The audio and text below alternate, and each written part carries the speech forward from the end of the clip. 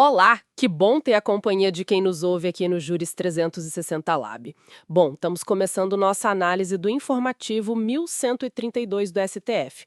Neste primeiro bloco, a gente vai dar uma olhada mais de perto em três julgados importantes, tá? A ideia é, assim, destrinchar os pontos-chave, né? Entender o que realmente, o que muda. Vamos lá, então? O primeiro é sobre responsabilidade do Estado em operações de segurança, um tema bem delicado. Depois a gente fala de proteção ambiental na Amazônia, das decisões do STF sobre isso, e para fechar, uma questão de competência lá dentro do próprio Supremo. Certo? O primeiro caso, então, é o ARE, né? O recurso extraordinário com agravo 1385-315, lá do Rio, e fixou tese de repercussão geral, o tema 1237. Fala da responsabilidade do Estado por mortes ou ferimentos de civis, né, em operações policiais militares. Bem complicado. Complicadíssimo. E a posição do STF foi, assim, bem direta. Responsabilidade objetiva do Estado. Isso com base na teoria do risco administrativo, sabe? Ah, do risco administrativo? Exato. A regra geral é: o Estado responde pelo dano. Ponto. Independentemente de comprovar a culpa do agente público. O simples fato de fazer a operação numa área que tem gente morando já, tipo, configura que o Estado assumiu aquele risco. Nossa, isso é muito significativo, porque muda uma coisa que sempre dificultava a vida de quem buscava reparação, né? Aquela história da perícia inconclusiva sobre de onde veio o tiro. Exatamente. Isso acontecia muito, e muitas vezes o Estado escapava por aí. Pois é, agora não mais, ou pelo menos ficou bem mais difícil. O STF disse: o ônus da prova é do Estado. É ele quem tem que provar, assim, sem deixar dúvida que foi força maior ou culpa exclusiva da vítima ou de outra pessoa. Nesse caso específico que gerou a tese, né, uma pessoa foi atingida numa operação do Exército. A perícia não disse de onde veio o tiro. Mas como o Estado não conseguiu provar nenhuma dessas causas que excluem a responsabilidade, a União foi condenada. O risco foi criado pela ação do Estado ali. Entendi.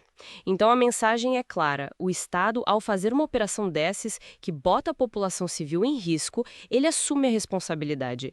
E se depois fica essa névoa, sem saber exatamente o que aconteceu, isso pesa contra o próprio Estado. É uma proteção importante para o cidadão, sem dúvida. É uma proteção e, ao mesmo tempo, um chamado, né, para que o Estado planeje melhor essas ações, pense nas consequências, porque a responsabilidade agora está bem definida. Certo. Vamos avançar então. Pauta ambiental agora. A ADPF 760 e a ADOU 54. As duas sobre o combate ao desmatamento na Amazônia Legal. Isso. Aqui foi interessante a abordagem do STF. Ele reconheceu que existem sim falhas estruturais, problemas sérios na política ambiental. Mas não chegou a declarar o tal estado de coisas inconstitucional, né? Que seria uma medida bem mais drástica. Não chegou a esse ponto. O que o tribunal identificou foi um processo que ele chamou de reconstitucionalização. Reconstitucionalização? O que seria isso? Que o governo estava voltando a agir corretamente. Basicamente isso, o STF viu uma retomada de ações importantes como o PPCDAN, aquele plano de combate ao desmatamento, sabe? Então, como percebeu esse movimento de correção, digamos assim, o tribunal optou por não intervir para substituir o governo, mas para direcionar. Estabeleceu obrigações bem claras. Ah, então ele deu diretrizes, metas. Exatamente. Metas anuais para reduzir o desmatamento até a 2027.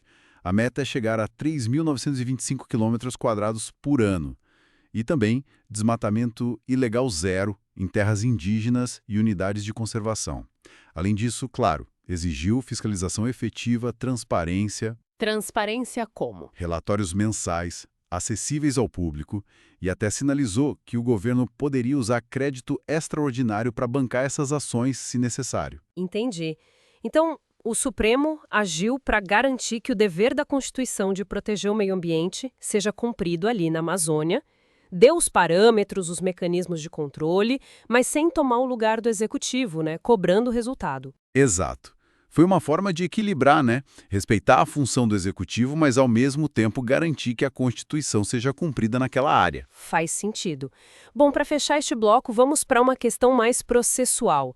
O recurso extraordinário, o RE 913.517, competência interna do STF. Essa aqui organiza a casa, digamos assim. Define quem julga o que lá dentro. Ficou decidido que é o plenário, o colegiado maior, quem julga os recursos internos, tipo agravo, embargos de declaração dos recursos extraordinários, RS e ARS, que chegam lá no STF questionando decisão de Tribunal de Justiça em ADI estadual, aquelas ações diretas de inconstitucionalidade dos estados. Ah, entendi. Porque essas ações têm um caráter diferente, né? Mais objetivo. Exatamente. O ponto central é esse. Como a decisão numa ADI, mesmo estadual e que sobe para o STF por recurso, tem efeito para todo mundo erga omnes e vincula a administração, é importante que o julgamento final, incluindo os recursos dentro do próprio STF e qualquer modulação de efeito, seja feito pelo órgão máximo, que é o plenário. Para dar mais segurança, mais uniformidade. Isso. Garante a coerência, né? Preserva a natureza do controle concentrado.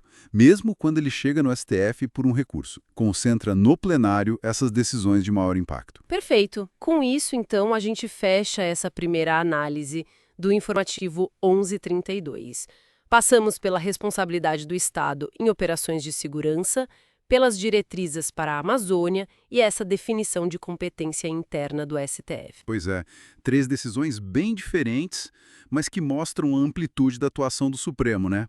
Desde o direito individual ali na ponta, o direito coletivo ao meio ambiente, até a organização do próprio sistema de justiça. Fica a reflexão, né? Como esse equilíbrio entre a ação do Estado, proteção ambiental e as regras do jogo processual é constantemente ajustada pelo tribunal. Uma ótima reflexão mesmo. A gente se encontra no próximo bloco para continuar essa exploração. Olá! Hoje a gente vai fazer uma análise mais aprofundada de umas decisões bem importantes do Supremo que saíram no informativo 1132. São 2 temas que, olha, deram o que falar. Isso mesmo. A nossa missão aqui é desvendar um pouco a lógica do STF e o impacto prático, né? Vamos olhar um habeas corpus sobre a abordagem policial, o HC 208-240 de São Paulo. Certo. E também 2 recursos extraordinários julgados juntos, sobre PIS e COFINS em aluguéis. São os temas 630 e 684. Perfeito. Então vamos começar por esse HC de São Paulo, da abordagem policial.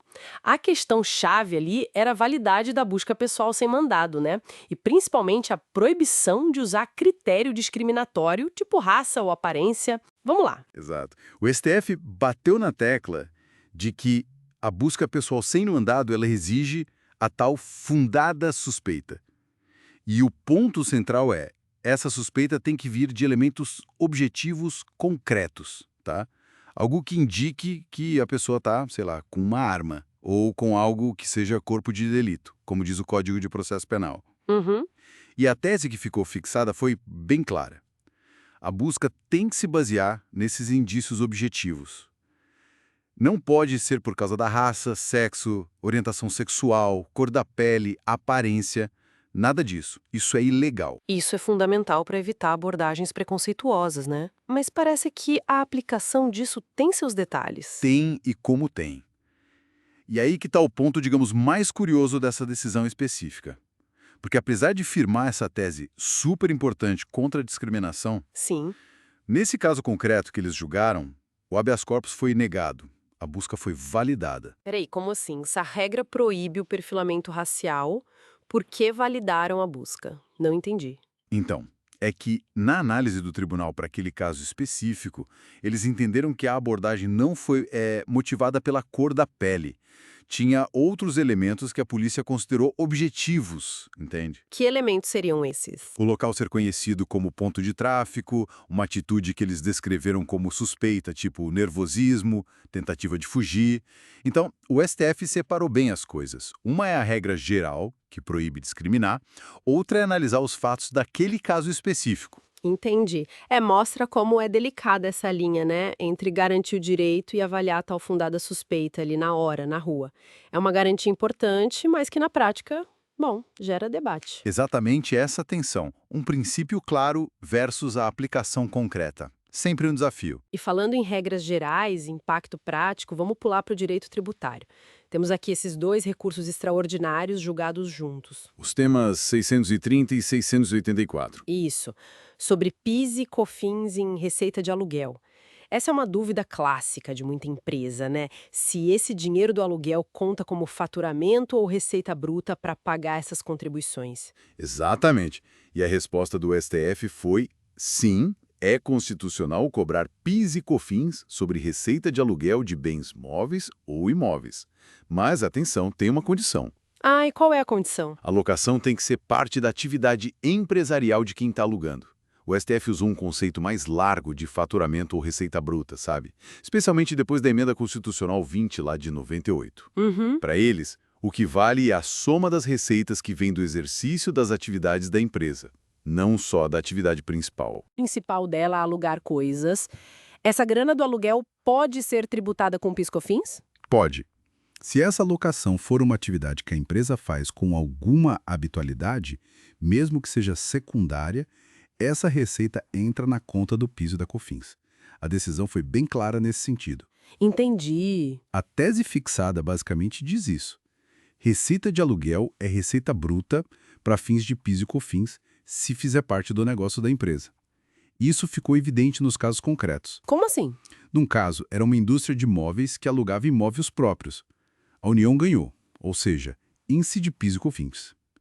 No outro, uma empresa que alugava containers, aí negaram o recurso da empresa, mantendo a cobrança.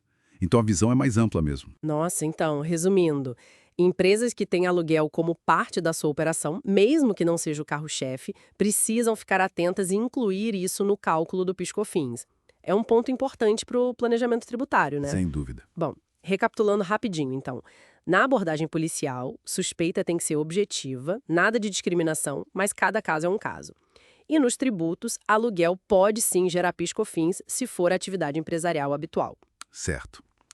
E sabe, isso tudo deixa uma reflexão interessante, né? O mundo muda muito rápido. Economia digital, aluguel por plataforma, novos jeitos de usar as coisas. Verdade. Como é que esses conceitos, tipo atividade empresarial habitual ou fundada suspeita objetiva, vão se adaptar a essa nova realidade? Fica aí um ponto para a gente pensar, um desafio para a lei e para a jurisprudência acompanharem, né?